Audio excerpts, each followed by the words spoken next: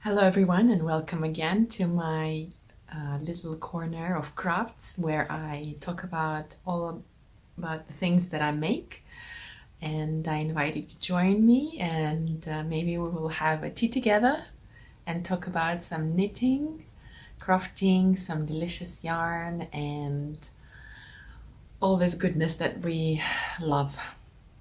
So my name is Marina. As always, you can find me on Ravelry as Marina Toys, on Instagram as Marina Toys and Marina Hoja. Here is how it is spelled. And welcome to everybody who is new. I give you a warm welcome and thank you for joining us. And to everybody who's coming back, thanks a lot. I'm very happy to see you here again. It's very nice to see all the lovely comments below that you write, and I always read them and try to reply to them right away. And this makes this whole thing more like a conversation other than just me sitting and talking in front of the camera. I'm not here just to, talk to myself. I love the feedback that you guys give. So if you feel like just dropping me a line or commenting on something, I'm very happy to read that. So let's start. As you can see, spring is here and I have all these beautiful flowers surrounded by them. I have wonderful roses that just bloomed on our little veranda or deck, as they call it here. And I have very bright projects that I'm knitting on. Well, normally I would start with finished objects, but last time, as you remember, there were so many that this time I have none. But I have lots of things going on. So first of all, the thing that I started last time that I haven't finished, you will see why, is this fourth dahlia. Well, it's supposed to be a top, but it became a little dress. And I just cannot stop knitting this pattern, and this is how far I've come. So here is the beautiful yoke, and I put this the sleeve stitches on this waist yarn, and I've knitted this much, and very soon I was going to I looked at the pattern not for the top but for the dress, and I decided to go for that. So next what would happen would be a purl row that would mark the end of the dress, and then I will knit a little bit more and fold it back. So this way it will not, what is it called? So it will not curl upwards. And I'm very, very happy with this super bright colors. And I think that in the summer it will be a perfect thing to wear for my daughter. And I think I will make the sleeves, not sure what to do with them, make them long or make them like just a tiny little bit longer. We will see. So I still have 2 balls left of that, and I'm sure I will have 1 left. This is beautiful Alize yarn, Turkish yarn, which is 100% cotton. Oh, I love knitting with this. Absolutely beautiful thread, so soft and so nice to the skin. That's why I chose it for my daughter's dress, because I know that it will feel nice to her skin. And it's this in this wonderful bag, which has this New Zealand pohutukawa flowers and tui bird. Oh, I love this bag. The next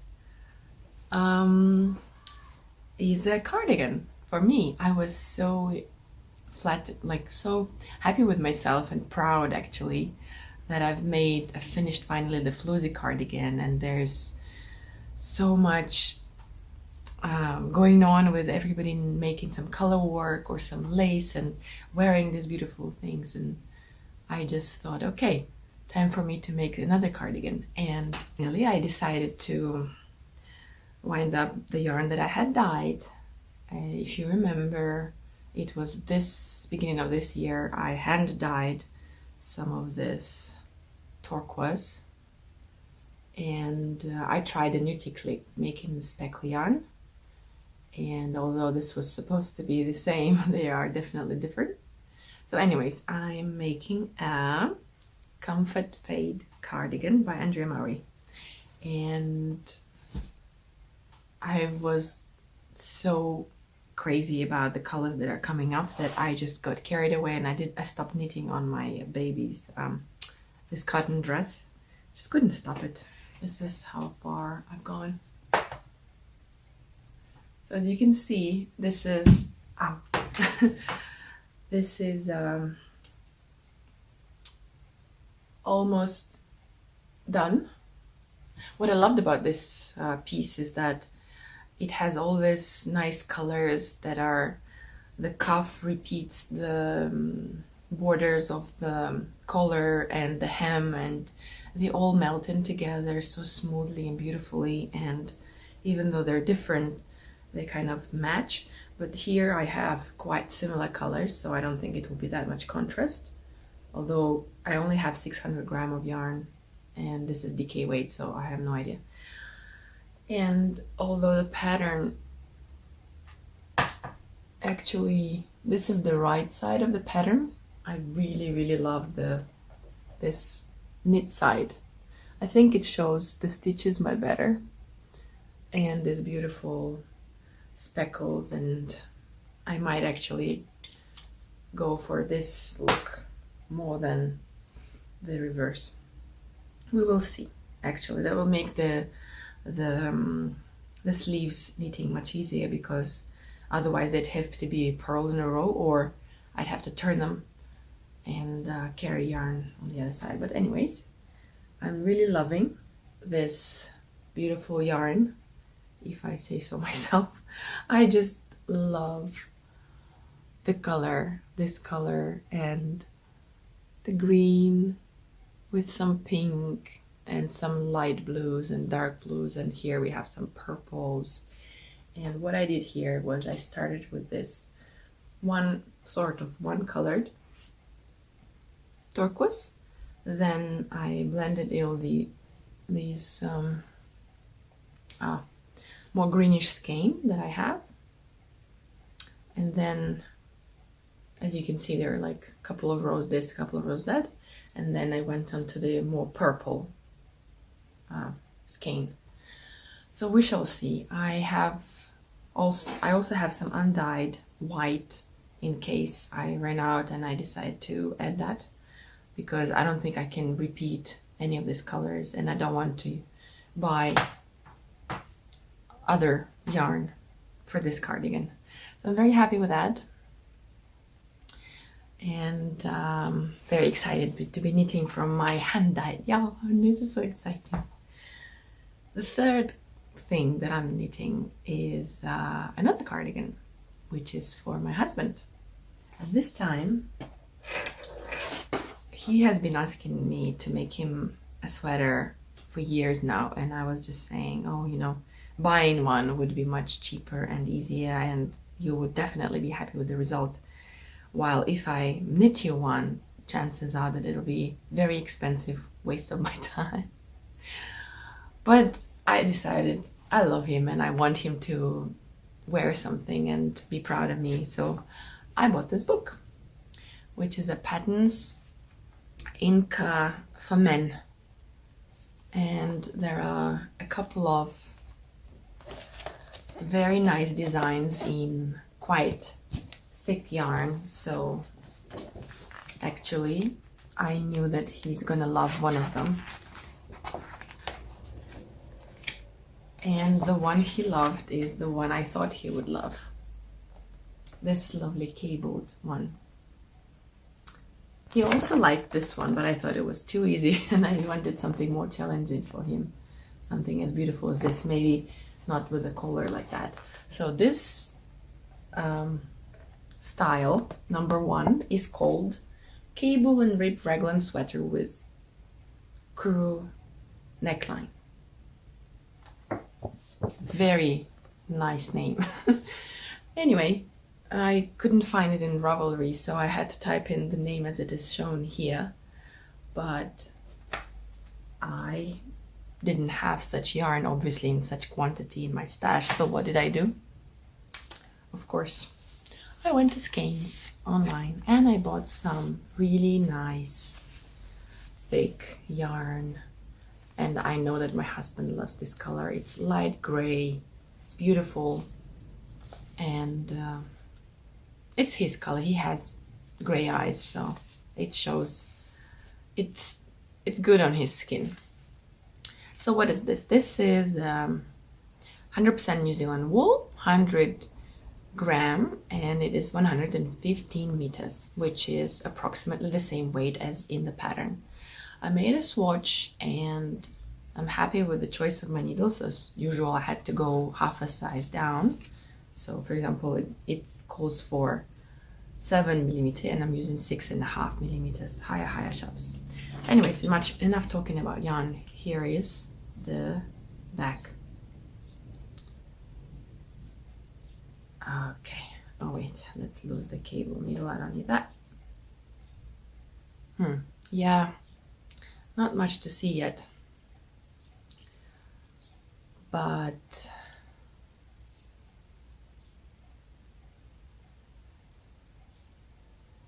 yeah, I like cables. I enjoyed making lots of cabled hats and like vests and things like that.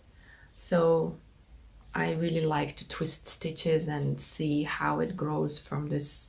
Actually, right now you can't really understand what's going on, but later it will be this beautiful, what is it? How do you call it? Like, you know, the river valley with all these veins and different paths.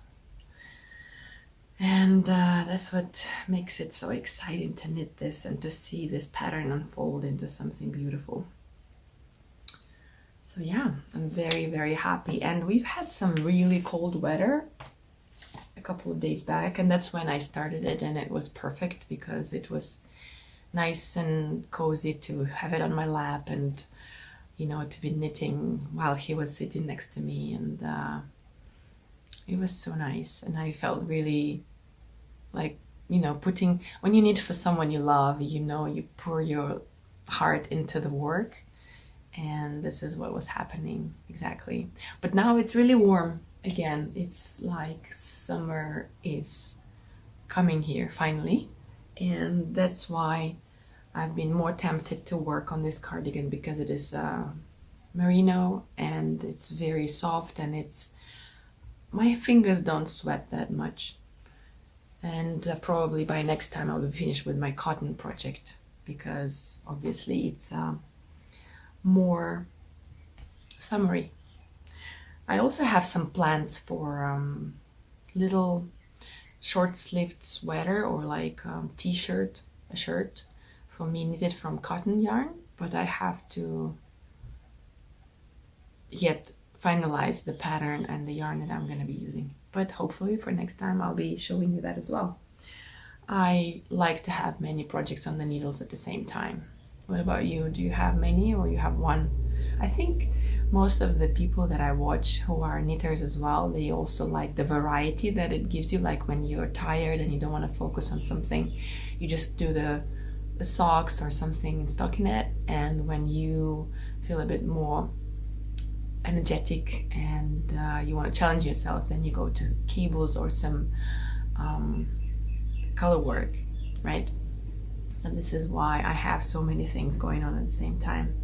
So I wanted to ask you guys for an advice, because I was clearing up that area which had all my stash recently, and I was looking at this beautiful bag, and as you remember, it was a gift from the lovely Gumtree Gully alpacas, Kathy, and it has this wonderful, wonderful shawl that I've been making from this beautiful alpaca yarn, which is hand dyed by her.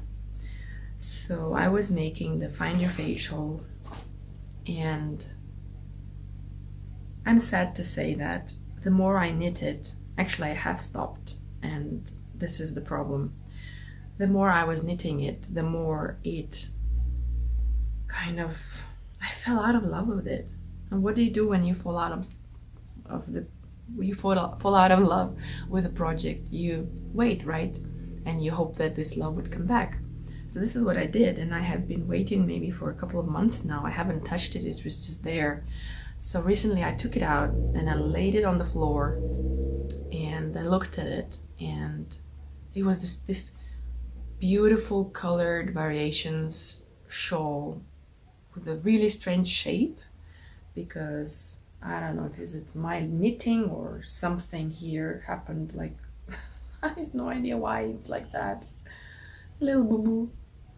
So I actually was gonna finish with this color, and that was the end of it. But now I want to show it to you. This is how big it is. Hold on, this is not it. This is not the end of it. So there we go. Starts from here and it goes like this, and then this, and so I decided, okay, let me try it on. Maybe it will look beautiful on me. And I did try it on. At least I tried to try it on, and I couldn't come up with a comfortable way to wear it.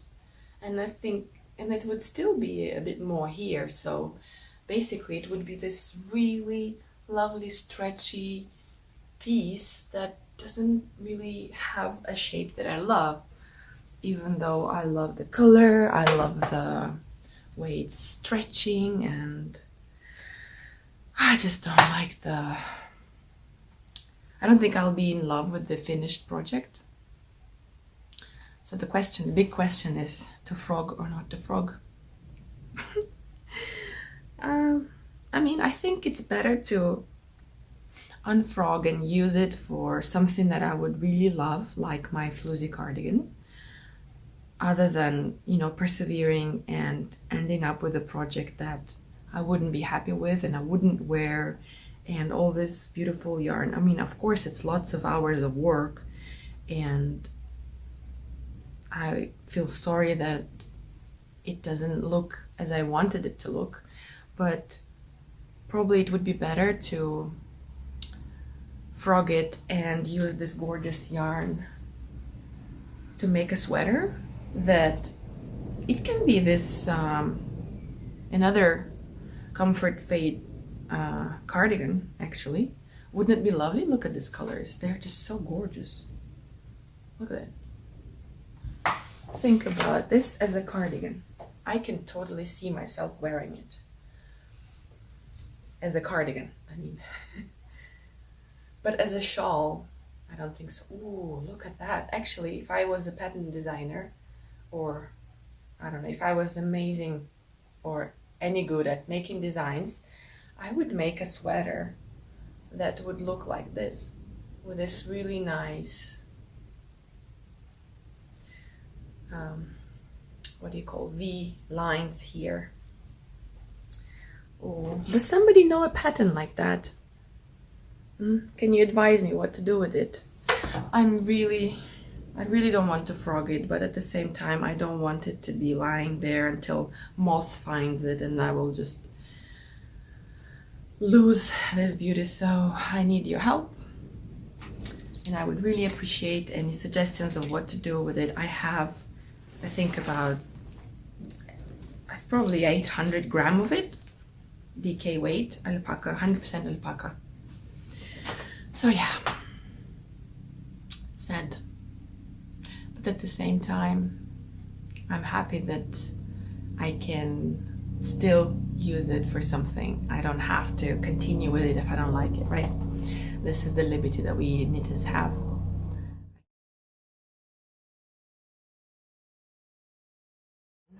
As I told you, I went on Skeins, which is an online shop for New Zealand wool. And while I was shopping for wool for my husband, which is this gorgeous, I'm not gonna show you all of it, but I have 11 balls, 100-gram balls, which should be enough. This gorgeous light gray yarn. I also have, they had this last sale for undyed skeins, and I'm hoping to be dyeing some yarn this coming summer with my friend Cher, hopefully. And I have this delicious merino 4-ply undyed skeins, which when I opened them up just to squish it was like hugging a cloud, and it has this really nice woolly smell, like you're actually hugging a sheep, which is washed sheep, not just a dirty sheep. Oh, so lovely. I'm really looking forward to making something, and I was thinking maybe I could dye enough wool to make myself another floozy maybe. And while being there, I thought, oh well, why not? I'll get some more DK twist on twist, which I showed you last time. I just got some more of it. Also,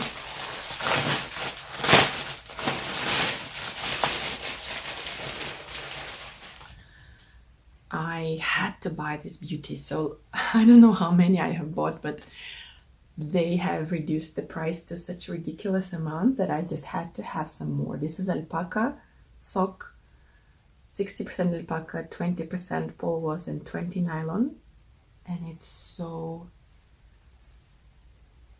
oh, it has this, and again, woolly smell, and it's super soft, beautiful light blue colors. It's the yarn is called Breeze.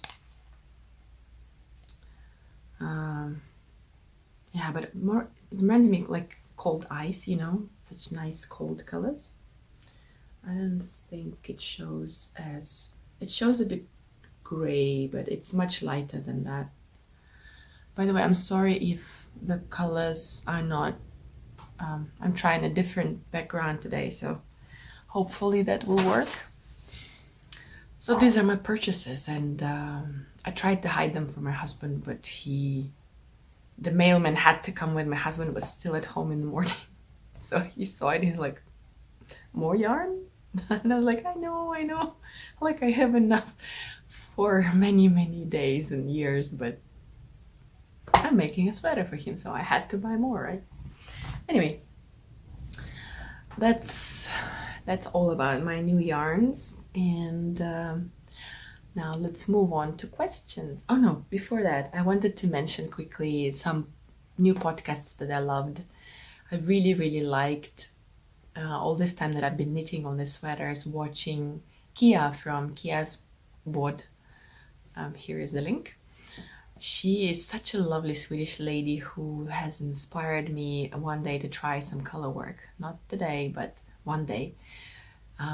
I've started to watch all her episodes in English from the beginning, and it really feels like I'm chatting with her, sitting with her, knitting with her, because she's such a nice, kind woman who is very gentle, and she makes very many beautiful things in such short time, and she has a grandson, so she's made some really nice baby cardigans for him, and she's done some mittens that are beautiful, gorgeous, and lots of colorwork sweaters and a dress. Oh, everything that she wears is so amazing, and everybody around her that gets all these presents from her are just super lucky.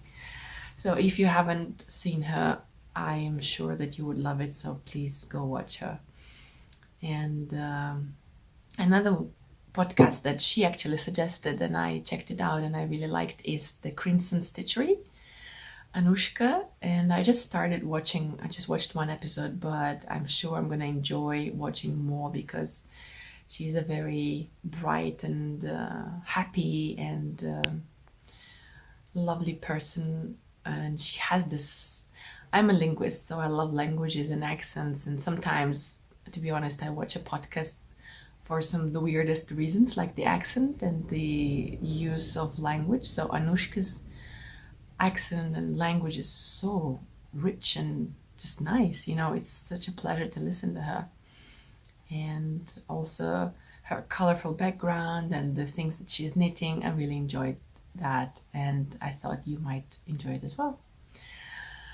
So if you have any suggestions for any podcasts that are not like huge, not like Fruity Knitting or the Grocery Girls or the Sophia Kammerborn or other things like that that everybody knows, maybe something local to you, or something that you discovered recently that you want to share, I would love to know. Or maybe you have a podcast and you want to suggest it, then please write it below and will be very happy to check it out.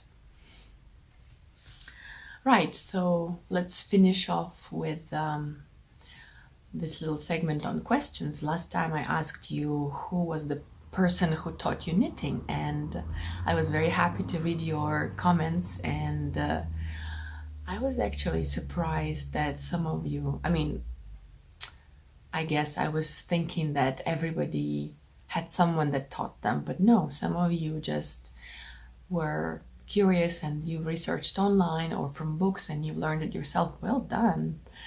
I know Asusina, my friend, she just learned online, and I think it's pretty hard when there's no one to tell you what you're doing wrong and kind of to encourage you. And it's nice that you did it and that you are enjoying it as much as all of us. And I wanted to just share my story of how it started, as probably I did in the other podcast, maybe a year ago or more.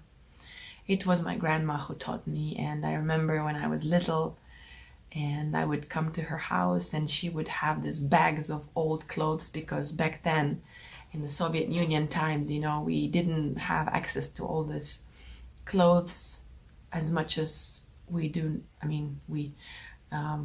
Now everybody in the world, I think, has more. Let's not say everybody, but what I'm saying is back then we mended things and we unraveled sweaters to make something new from them, to use the yarn. And when I would come, she would say to me, okay, let's see what we can do today. So she tried to keep me busy by unraveling sweaters, and then we would wash the yarn, and then I would wind up these balls. That's why I don't want to buy the ball winder. I just enjoy doing it in this old-fashioned way, and I enjoyed unraveling all the tangled yarn and bringing new life to all these old garments that otherwise would have been thrown away. And I remember the little yarn dolls that she taught me to make, which was basically this unraveled yarn, which was like this springy noodles. So we would just take it and like wrap it around some cardboard and make this what do you call it? Just, wrap it around a cardboard, and then we'd take it off and tie up the place that would be the head, and then divide the legs, tie it up there, and just make a little yarn doll. I'm sure that you probably did the same. Maybe not, I don't know, but it was fun. And then we would just, glue some buttons for the eyes, or maybe stitch. And then you could take a little bit and then cut it and make it hair of different color. I tried to do the same with my students when I was teaching them in Istanbul, back when I was a teacher, and they had lots of fun with it.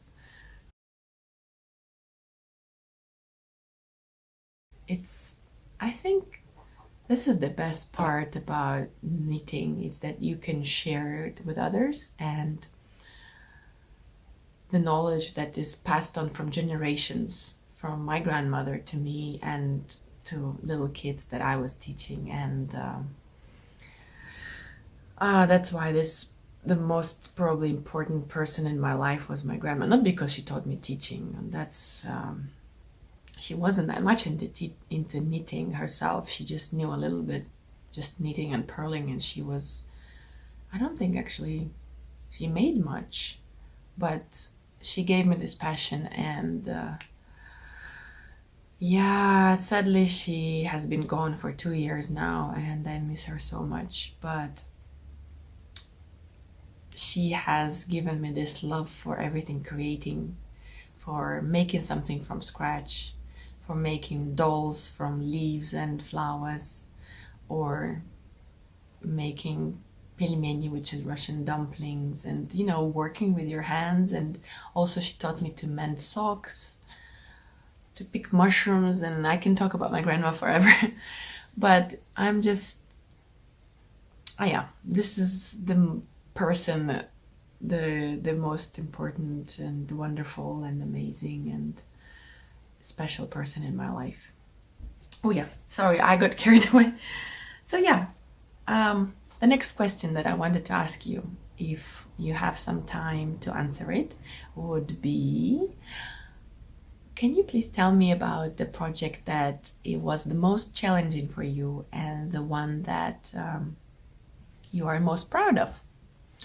So for me, for example, it is my floozy, because it is thin yarn, and it is color work yoke, and it has this gorgeous yarn, which was quite expensive, let's be honest. And in the end, it turned out in this beautiful garment that I wear proudly. And yeah, it wasn't an easy cardigan. I learned some new things, like the bust darts and this color work, but using just one color at a time. So that's what makes me proud. What about you? What was the most challenging but the most rewarding garment that you made? I would like to ask you that. So that's all I wanted to say today, and thank you very much for staying with me today and chatting all about some knitting and some memories from my childhood. I would really love it if you hit the little button with these little fingers, and if you subscribed, so that we can meet usually on regular basis and chat more about things that are lovely and beautiful. I wish you all a wonderful time of day, and I hope to see you very soon in the next episodes. Thanks very much for watching. Have a good day.